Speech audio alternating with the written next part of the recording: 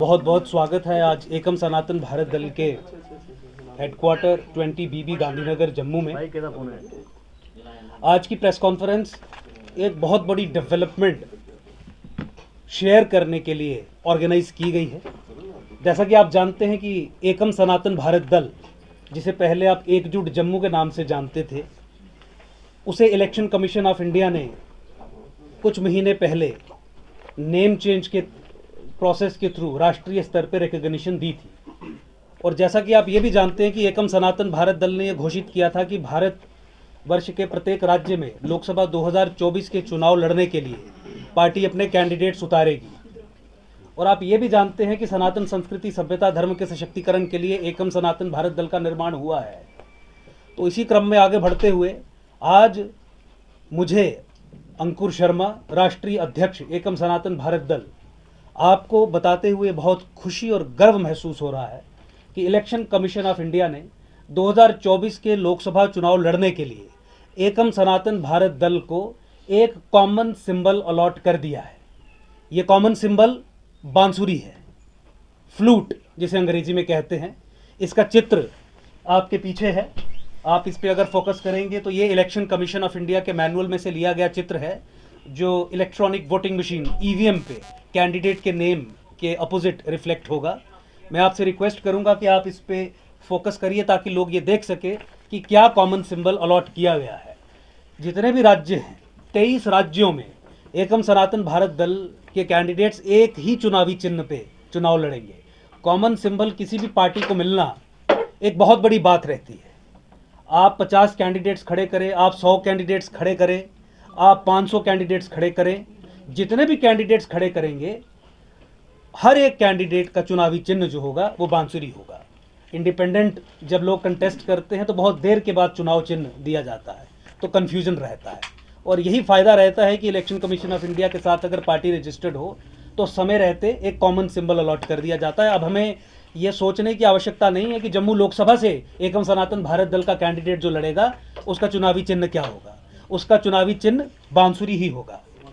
उधमपुर कठुआ लोकसभा से एकम सनातन भारत दल का जो कैंडिडेट एमपी इलेक्शन 2024 का लड़ेगा, उसका चुनावी सिंबल क्या होगा? उसका चुनावी सिंबल भी बांसुरी ही होगा। जो अनंतनाग, राजौरी, पुंछ की कंस्टिट्यूएंसी से एकम सनातन भारत दल का कैंडिडेट एमपी इलेक्शन कंटेस्ट करेगा, उसका चुनावी सिंबल भी बांसुरी ही होगा। फॉर्म ए और फॉर्म बी जो political parties chief electoral officer और रिटर्निंग ऑफिसर को देते हैं, जिसे कहा जाता है कि टिकट देना, वो भी हमने पार्टी के तैयार किए हैं। उसके माध्यम से ही बांसुरी के साथ ये टिकट दी जाती है। और जो कैंडिडेट्स हमारे अब कुछ दिनों में जो हम घोषणा करेंगे, उनके चुनावी सिंबल के बारे में हम आपको पहले ही जानकारी दें, इसके लिए आज प्रेस कॉन्फ्रेंस ऑर्गेनाइज की गई थी, क्योंकि बहुत एक इम्पॉर्टेंट इवेंट ये रहता है। एक सिंबल अलॉट होना इलेक्शन में, एक कॉमन सिंबल की जो सिग्निफिकेंस है, जो उसकी इम्पोर्टेंस है, उसके चलते विशेष तौर पे आज हमने ये सिंबल के बारे में जनता को जानकारी देने के लिए प्रेस कॉन्फ्रेंस ऑर्गेनाइज की। इलेक्शन कमीशन ऑफ इंडिया भी ये कहती है कि जनता को हर वो जानकारी दी जानी चाहिए जिससे जनता इफेक्टिवली इलेक्टोरल प्रोसेस में पार्टिसिपेट कर सके। मान लीजिए जनता मुझे मानती है कि ये बहुत अच्छे कैंडिडेट हैं और मैं इन्हें वोट देना चाहता हूँ, कोई व्यक्ति ये सोचता है, तो उसके लिए ये जानकारी होना कि इस व्यक्ति के आगे सिंबल कौन सा होगा, नाम के आगे सिंबल कौन सा होगा, ये बहुत एक महत्वपूर्ण सूचना जो है वो रहती है। तो इलेक्शन कमीशन भी तरह तरह के तरीकों से ऐसी सूचना को पब्लिक डोमेन में रखने का प्रयास करती है। लेकिन जब एकम सनातन भारत दल को बांसुरी, देखिए नाम भी सनातन संस्कृति सभ्यता, और बांसुरी को आप सनातन संस्कृति सभ्यता से ही जोड़ के देखेंगे, तो ये इलेक्शन कमीशन ने भी हमें ये अलॉट किया। और मान लीजिए ऊपरी कृपा भी हुई कि पार्टी के नाम के सम ही हमें सिंबल मिला, कॉमन सिंबल मिला। और बांसुरी सिंबल को लेके जम्मू लोकसभा से, कठुआ उधमपुर लोकसभा से और राजौरी, पुंछ, अनंतनाग लोकसभा से एकम सनातन भारत दल अपने कैंडिडेट्स खड़े करेगा। क्यों खड़े करेगा? ताकि दिल्ली और कश्मीर के बीच में जो समझौता पिछले 70 साल से चल रहा है, जिस समझौते के चलते जम्मू संभाग को कश्मीर का गुलाम बना दिया जाता है, सरकार चाहे कांग्रेस की हो, सरकार चाहे भाजपा की हो, सरकार चाहे किसी भी और दल की हो, चाहे कोएलिशन गवर्नमेंट्स हो, हमेशा से ही पिछले 70 साल में एक अनहोली कॉन्ट्रैक्ट के चलते, एक ठेके के चलते, एक अंडरस्टैंडिंग के चलते, एक अग्रीमेंट के चलते, किसमें भारत की राज्यसत्ता जिसे दिल्ली की सरकार रिप्रेजेंट करती है, और कश्मीर की राज्यसत्ता जिसे कश्मीरी मुस्लिम एस्टैब्लिशमेंट रिप्रेजेंट करती है, सो कॉल्ड सेक्युलर क्रेडेंशियल्स अपना के झूठे मूठे पॉलिटिकल पार्टीज का चोला पहन के उस समझौते को चुनौती देने के लिए, जम्मू प्रोविंस, जम्मू संभाग की पॉलिटिकल एम्पावरमेंट के लिए, जम्मू संभाग के लोगों की अल्टीमेट लिबरेशन के लिए हमें नौकरियां नहीं मिलती, हमारे एरियाज को डेवलप नहीं किया जाता, हमारी नाली गली सड़क नहीं बनती। इन समस्याओं से निजात पाने के लिए सेंटर ऑफ पावर कश्मीर से हटा के जम्मू में स्थापित करने के लिए, और आप सब ये जानते हैं कि चाहे डेमोग्राफिक इन्वेजन का मामला हो, चाहे जम्मू की पॉलिटिकल एम्पावरमेंट का मामला हो, पिछले कई वर्षों से एकजुट जम्मू और अब एकम सनातन भारत दल इस विषय पे अपनी बात रख रहा है, अपनी बात उठा रहा है और संघर्ष कर रहा है। हमने वो की डेमोग्राफी को चेंज करना था, जम्मू की सनातन संस्कृति सभ्यता धर्म को नष्ट करना था। इसलिए आपके माध्यम से आज मैं अंकुर शर्मा, राष्ट्रीय अध्यक्ष एकम सनातन भारत दल, जम्मू संभाग के लोगों से, कश्मीर से हमें कोई लेना देना ही नहीं है, जम्मू संभाग के लोगों से निवेदन करूंगा कि एकम सनातन भारत दल आने वाले 2-3 दिनों में जो भी अपने कैंडिडेट्स एमपी इलेक्शन लड़ने के लिए खड़े करेगा 2024 के इलेक्शंस में, बांसुरी के चिन्ह पे मोहर लगा के, या आप ईवीएम्स हैं तो बटन दबा के बांसुरी के सामने वाला आप एकम सनातन भारत दल के कैंडिडेट्स को विजयी बनाएं। एक ऑप्शन है, एक विकल्प है। बहुत सारी पॉलिटिकल पार्टीज यही कहती हैं, और खासकर जो सत्ताधारी पॉलिटिकल पार्टी भाजपा है, ये चिढ़ाते हुए जम्मू संभाग के लोगों को कहती है कि तुम हमें वोट नहीं दोगे तो किसे दोगे, क्या तुम्हारे पास विकल्प है। तो आज विकल्प आपके सामने खड़ा है। आज वो जिम्मेवारी जो जम्मू संभाग के लोगों के कंधों पे थी कि एक विकल्प के रूप में कोई तो खड़ा हो, वो खड़ा होने का साहस हम दिखा रहे हैं। लेकिन मुझे लगता है कि हमें और बल मिलेगा जब जनता का सहयोग भी हमें ये साहस दिखाने के लिए प्राप्त होगा, जब जनता भी इस हमारे उपक्रम में हमारे पीछे खड़ी होगी। मैं जनता से बार बार ये अपील करता हूं कि एकम सनातन भारत दल आपके सामने एक विकल्प के तौर पे है। क्यों आप ऐसे व्यक्ति को वोट देना चाहेंगे जो पार्लियामेंट में जाके झूठ बोलता है, जिस व्यक्ति ने 10 वर्ष जम्मू संभाग को, जिन 2 व्यक्तियों ने जम्मू संभाग को पिछले 10 सालों में पार्लियामेंट में रिप्रेजेंट किया है। मुझे बताइए, हम अपने आप से सवाल पूछे कि क्या उन 2 व्यक्तियों ने, जिनका टिकट अभी भाजपा ने फिर रिपीट किया है, जम्मू संभाग के बारे में पार्लियामेंट में खड़े होकर कोई बात कही? जम्मू संभाग पे जब विपत्तियां आई उस समय क्या ये पार्लियामेंटेरियंस आपको दिखे जम्मू संभाग की बात रखते हुए? रसाना में पूरा जम्मू संभाग एकजुट होकर कहता था कि सीबीआई जांच करवा लीजिए, हमारे मंदिरों को बदनाम किया जा रहा है, हमारे कुल देवताओं को बदनाम किया जा रहा है, हमारी सनातन संस्कृति सभ्यता धर्म पे प्रहार किए जा रहे हैं, एक बार सीबीआई जांच करवा दीजिए।